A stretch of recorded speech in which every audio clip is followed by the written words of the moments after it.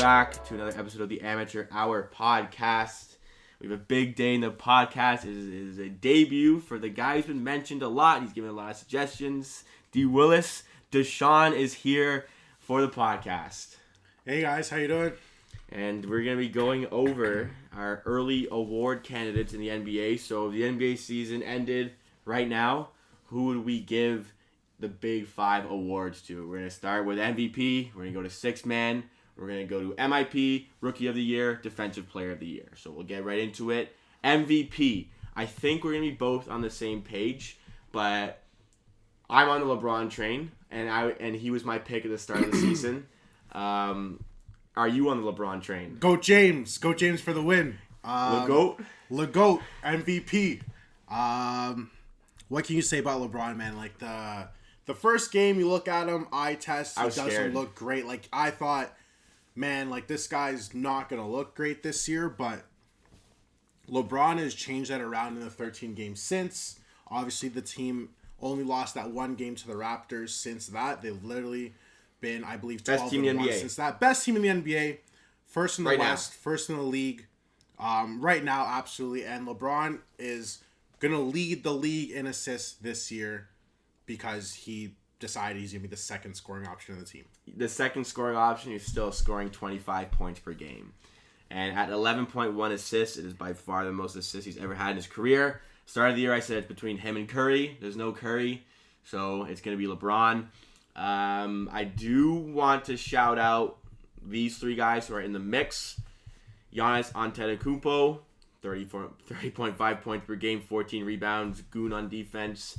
And Luka Doncic is actually in the discussion because he's averaging 30 points per game and 10.6 rebounds and almost 10 assists. Almost 10 assists. That's crazy that's numbers. Fucked. Crazy numbers. He's in the mix Absolutely. at 20. Absolutely. And if you checked out, me and Colin talked about it. The Superstar podcast 2 days ago. 2 days ago. We said he's in the MVP mix in the next few years. I think he's in the MVP mix this year. I think he can win it, though, in the next few years. Absolutely. And I think Dallas, where they are right now, I think they're in the 6th seed right now. Yeah. If they can keep that up, him and Porzingis just have chemistry. And Doncic, like you guys were saying, he's a smart player. And we compared him to LeBron. I agree. Do you agree? I absolutely Not athletically, but IQ. IQ, the way he plays, absolutely. You know, that three who can play as the one? Okay. And finally, I don't really think Harden will win because of how inefficient he's been, but you can't deny he's averaging almost 40 points per game. He's in the mix. But we're on the LeBron train. Not how much else we can say about that. We'll move on to the Sixth Man of the Year award. I call it the Lou Will Award because he's going to win it again this year, I think. We were, briefly chatting before, and you said you had another name you might want to throw on this. Who's that name? Absolutely. So, yes, it is the Lou Will Award, and I think he will go on to win it again the third year in a row. But I just want to give some love to my guy, Derrick Rose, because Derrick Rose, unlike Lou Will's actually started 3 games this year, which people don't ever realize. Derrick Rose has only started 1 of his 9 games this year, and that's because Detroit's point guard was hurt. Derrick Rose's numbers are very, very similar to Lou Will. You're right. I'm looking at it right now. You're right. He plays better on-ball defense than Lou Will does and better off-ball defense than Lou Will does. Derrick Rose is shooting 53% from the field. Most of them are obviously layups because his athleticism, for some reason, even after tearing ACL, MCL, whatever, he's still getting to the hole. His true shooting percentage is 60%. Lou Will is 54%. So you can kind of see what you're getting. They're both guards, and I guess you can say they're combo guards because Derrick Rose has been playing the 1 and the 2. Because he usually is looking to get his own bucket first, and that's the same thing with Lou Will, is that Lou Will run the offense, which is a 1, but he's traditionally a 2. So I just wanted to give him my love. Yeah, you know what? Shout out Derrick Rose. I didn't realize how good he was playing this year. That's actually very impressive. Higher free throw percentage, higher field goal percentage. He's getting a steal a game. Lou Will's getting 0.6 of a steal a game. 4 points per game less on 4 less attempts per game from the field. The numbers are there. Derrick Rose is the real deal this year. I'm impressed. We'll go to the next award, though. I mean, before we move on, I think Lou Will's gonna win. Absolutely, no, 100%. But shout out Derrick Rose. Just shout out Derrick Rose Okay, because I see him hooping. Quick, yes or no? Is Lou Will a Hall of Famer? No, I don't think Lou Will's a Hall of Famer. I mean, I think I had the discussion with you, and I don't know if you can give a 6-man the Hall of Fame without any All-Star That's what I mean. That's or, what I or said. finals appearances. Okay. With those two, I just don't think. What if he wins this year? What if he wins a chip this year? If he wins a chip, I think absolutely. And I think what hurts a couple years ago, he was actually in the conversation to be an All-Star, and Jimmy Butler got the last All-Star spot. Lou Will should have been in. And Jimmy Butler didn't play in that All-Star game, and Lou Will was kind of like, man, like, I've been hooping all year. I should have been in that game. Mm-mm. If Lou Will gets that and he gets this chip this year, he's a Hall of Famer. Absolutely. Interesting. No doubt about it. Okay. I think you need at least one All-Star appearance. You have to be the top of the league. Because there are guys that are All-Stars that are not Hall of Famers. Yeah. Right? Yeah. So how can you not even be a Hall of Famer? All-Star, sorry. Moving on, we'll go to the MIP. Honestly, okay, I want to hear yours first. Okay. So I wanted to give a shout-out, obviously, Canadian grown. Shy, my bad. Alexander.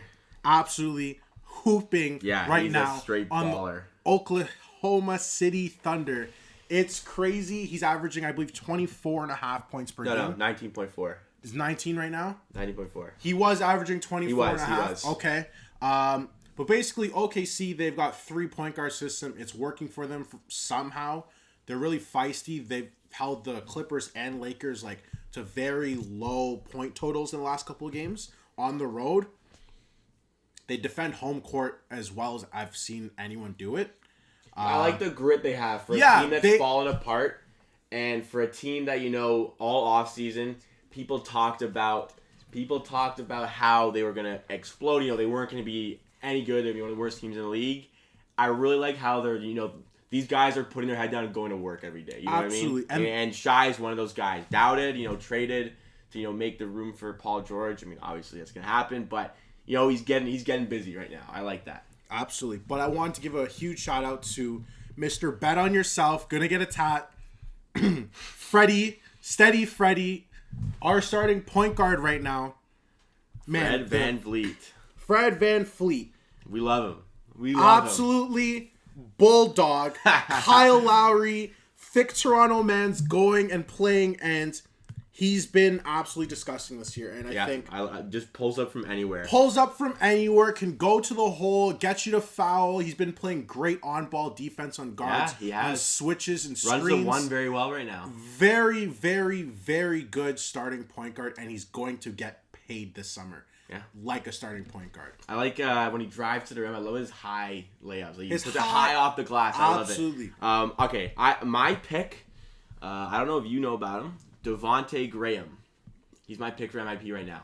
On Charlotte. I saw him ball. Last season, he averaged 4.7 points. He played 46 games. This year, he's averaging 18.2 points per game, shooting 40% from the field, 41 from 3. This guy, Charlotte sucks. Absolutely. But this guy's playing. This guy came out to play out of nowhere, from 4.7 points per game to 18 points per game. He's now starting for Charlotte. This guy, you know what?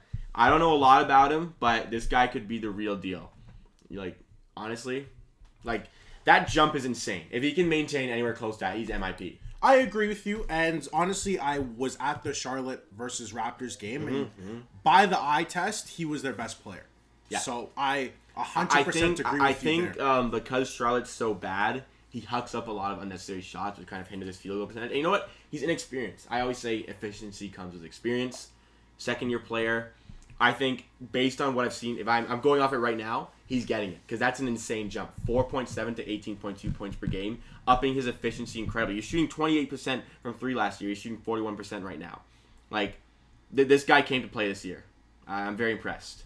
Another one, I was looking at Brandon Ingram. I don't think Brandon Ingram's gonna get it though. I think Brandon Ingram now with his stats has gone from a very good and up-and-coming young player to a solidified NBA player Yeah. who could possibly be an all-star. Yeah. I think. And that's what he's supposed to be doing because this is his 4th year in the league. He should have been doing that from year The second 2. overall pick, man. Yeah, year 2, everyone expects him to be the next Kevin Durant. So I think he's underperformed, which is why I agree. Like, I don't think he's MIP because he should have been at this level 2 years ago.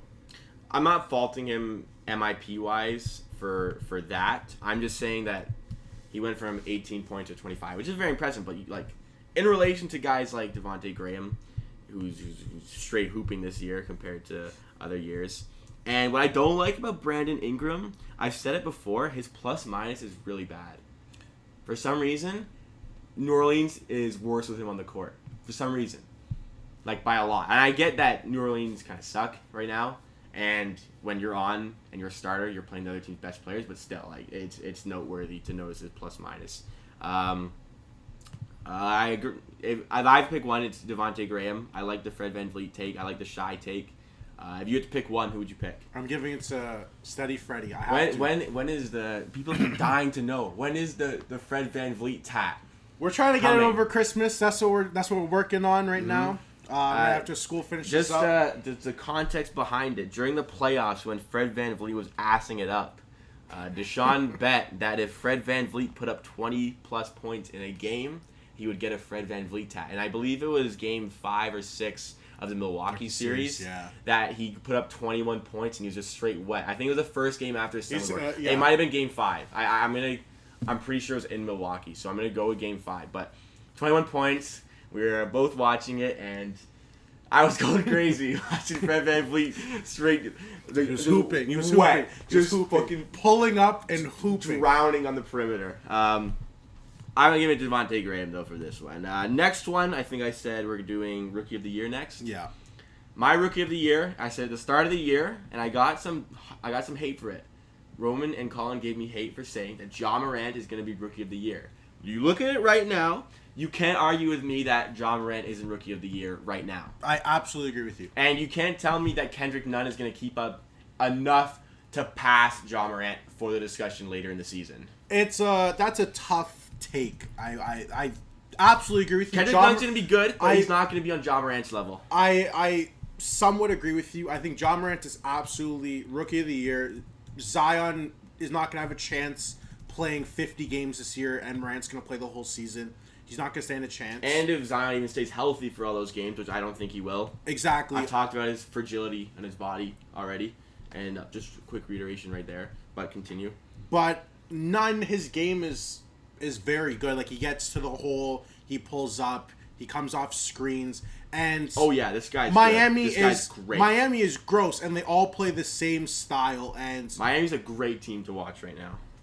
So I don't know if I could say that Nunn absolutely will not be there. I think it'll be similar to, and obviously not the talent of the players, but to how we saw the Rookie of the Year race last year with Doncic and Young. Like, you knew Young was never going to win that, but Young was still a very outstanding rookie. Yeah, that's what I mean. Kendrick Nunn's going to be an outstanding rookie, but I think Ja Morant, he's balling, he's leading this team, he's excelling in his role, he's already very efficient.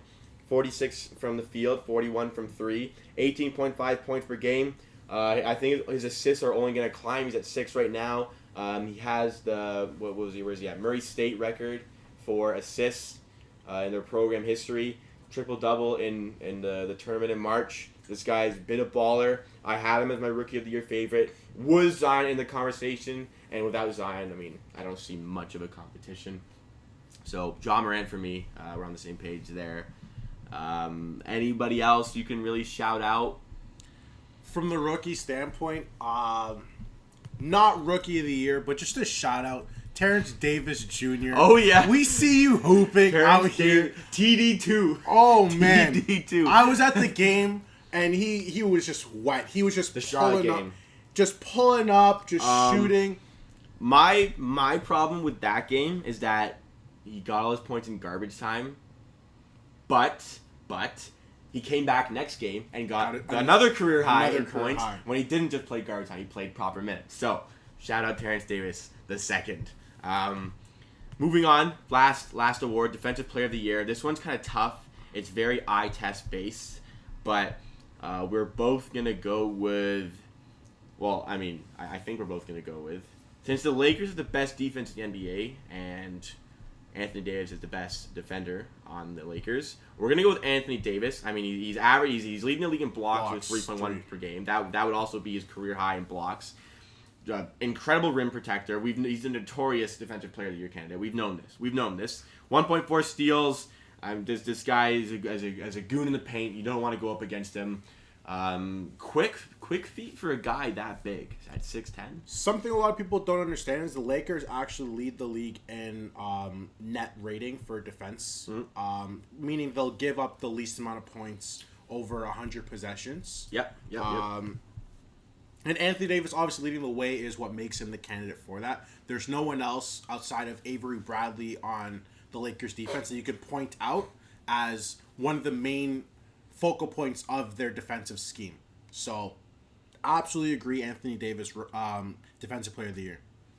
And I mean, not much else to discuss. Kawhi hasn't been. I mean, I've watched the Clippers. Kawhi hasn't been outstanding on defense. Like, Kawhi's been great. Kawhi's been Kawhi, but he's not been outstanding on defense. I agree. The eye test for me on Kawhi playing defense, like last night, he was getting burned a lot by Jason Tatum and by Jaylen Brown, and I didn't understand. And I know he had the game-sealing block against Kemba Walker, but Kemba's 6'1". I think Kawhi's like 6'7" or 6'8". So, and especially with his reach and the size of his hands, his defense is still good. But this is the best. Yeah, right? exactly. Another one. I mean, I just want to talk about Rudy Gobert because he was my pick at the start of the season because I thought Utah needed to rely on him. And he has been great on defense, but I'll put him in the discussion just for the sake of it. But I think it's Anthony Davis right now. Okay. And we'll end it there. Thank you, Deshaun.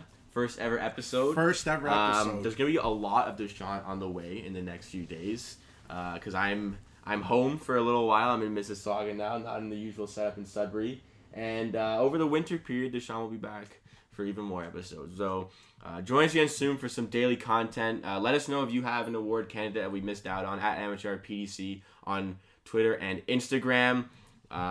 As usual, daily content since September 21st and onwards. We haven't missed one day. Thanks again.